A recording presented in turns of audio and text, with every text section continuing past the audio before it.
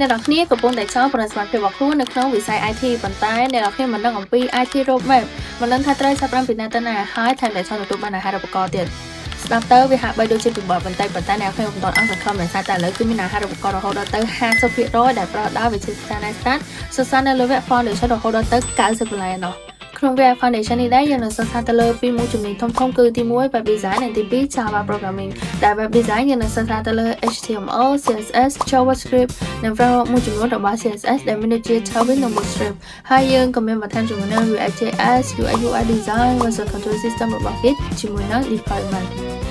ចំណែកឯថ្នាក់ Java Programming វិញយើងនឹងសិក្សាទៅលើ Programming Fundamental Conditional Statement Control Flow OOP Concept Problem Solving and Algorithm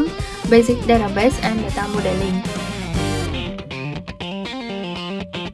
យ៉ាងណាមិញក្រោយបញ្ចប់នៅរាល់មេរៀននិស្សិតនឹងត្រូវបានអនុវត្តដោយផ្ទាល់ទៅលើការធ្វើបច្ចេកវិទ្យាទៀតផងហើយមិនត្រឹមតែប៉ុណ្្នឹងទេសាលាក៏នឹងផ្ដល់ជូននូវសញ្ញាបត្រដល់សិស្សានុសិស្សដើម្បីបញ្ជាក់ការសិក្សាក្រោយបញ្ចប់ការសិក្សាផងដែរ